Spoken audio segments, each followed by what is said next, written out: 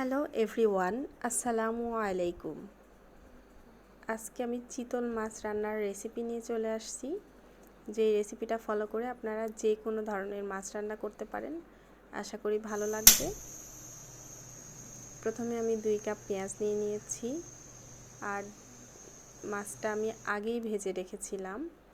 দিয়ে দিচ্ছি 1 কাপ পরিমাণ তেল, সরিষার তেল ইউজ করেছি আমি, আপনারা চাইলে রান্নার যে কোনো তেল ইউজ করতে পারেন। আর এই মাছ রান্নার রেসিপিটা আমি সাধারণত আমার নানির কাছ থেকে শিখেছিলাম। নানি এত মজাদার মাছ রান্না করতো যে মনে হতো যে ঝোল দিয়ে পুরো 1 প্লেট ভাত খেয়ে ফেলতে পারবো। তো সেখান থেকে আমার এই মাছ রান্নাটা শেখা। আশা করি আপনারা একবার হলেও বাসায় ট্রাই করবেন, ইনশাল্লাহ ভালো হবে অনেক। আমি আগের দিন মাছটা ভেজে রেখেছিলাম, যার কারণে এতটাই শক্ত হয়ে গেছে।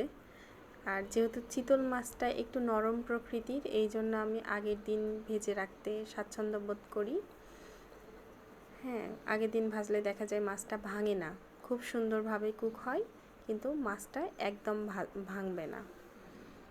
এদিকে আমার মাছ পেঁয়াজের কালারটা ব্রাউন হয়ে আসছে, আর দিয়ে দিয়েছিলাম কয়েকটা শুকনা মরিচ। এখন দিয়ে দিব 1 কাপ পরিমাণ পানি। পেঁয়াজটা কিছুক্ষণের জন্য কষে নিব পানি দিয়ে। আমি হাতের কাছে সবসময় পানি রাখার চেষ্টা করি, কেননা পেঁয়াজ খুব দ্রুত কালো কালার হয়ে যায়, আর যেটা মাছ রান্নার স্বাদ নষ্ট করে দিবে। দিয়ে দিচ্ছি 2 টেবিল চামচ আদা রসুন বাটা, আরও দিয়ে দিচ্ছি 2 টেবিল চামচ মরিচ বাটা। আপনারা মশলাটা স্বাদ মাছ অনুযায়ী বাড়িয়ে বা কমিয়ে নেবেন। যেহেতু আমার মাছের পরিমাণ বেশি ছিল, তা আমি মশলাগুলো বেশি দিচ্ছি। স্বাদ অনুযায়ী লবণ দিয়েছি, আর হাফ চা চামচ দিয়ে দিচ্ছি হলুদ। মাছে আপনারা সব সময় হলুদ কম দেওয়ার চেষ্টা করবেন, তাছাড়া স্বাদটা নষ্ট হয়ে যায় আর কালারটাও বাজে আসে, দেখা যায় মাছের কালার কালচেটে চলে আসে। এই জন্য হলুদের পরিমাণটা তুলনামূলক কম দিতে হবে। আমার পেঁয়াজ কষানো প্রায় হয়ে গেছে, এখন আমি এই কষানো ঝোলের মধ্যে মাছগুলো দিয়ে দিব। মাছগুলো আমি একটা একটা করে সাজিয়ে দিচ্ছি, আপনারাও এভাবে সাজিয়ে দিবেন। হ্যাঁ, যেহেতু আমার মাছ অনুযায়ী ফ্রাই প্যানটা ছোটো হয়ে গেছে, এজন্য আমাকে 2 স্তরে মাছ সাজিয়ে দিতে হচ্ছে। আর এভাবে 2 স্তর যদি হয়ে যায়, আপনাদের মাছ উল্টানোটা একটু খেয়াল রাখবেন কিভাবে আমি উল্টিয়ে দিচ্ছি। আর গামলা ধোয়া পানিটা আমি দিয়ে দিলাম মাছের মধ্যে।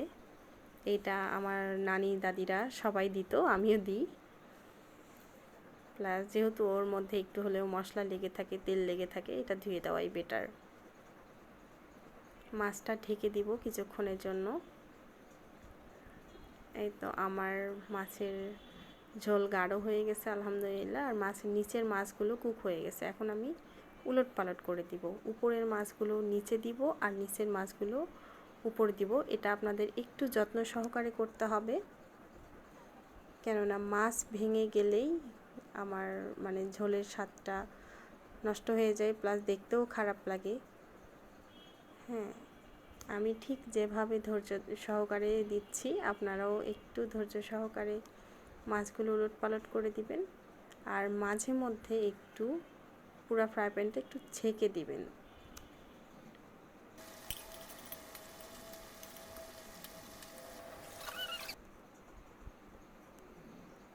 এই তো এখন দিয়ে দিচ্ছি ধনেপাতা। আমি উলট পালট করে দেওয়ার পর কিছুক্ষণ ঢেকে রাখছিলাম, 5 থেকে 7 মিনিট আস্তে জাল দিয়ে মৃদু আঁচে ঢেকে রাখছিলাম। আর এখন আমি ধনেপাতা দিয়ে দিচ্ছি, দিয়ে আরও 5-7 মিনিট কুক করে নিব। এই তো আমার মাছ রান্না প্রায় শেষ। আমি আগেই বেরেস্তা দিয়ে রেখেছিলাম, যেটা স্কিপ হয়ে গেছে। এটা আলহামদুলিল্লাহ আমার মাছের ফাইনাল লুক। খুবই অসাধারণ হয় এভাবে মাছ রান্না করলে, আপনারা না টেস্ট করলে আসলে বুঝবেন না। আশা করি আপনারা সবাই একবার হলেও সেম রেসিপি ফলো করে তৈরি করবেন, আর আমাকে জানাবেন কেমন হয়েছে। টেস্টটা প্রচুর ইয়াম্মি ছিল আলহামদুলিল্লাহ। আবার দেখা হবে নেক্সট কোনো একটা রেসিপিতে। সবাই পাশে থাকবেন, সাথে থাকবেন। ধন্যবাদ। আল্লাহ হাফেজ।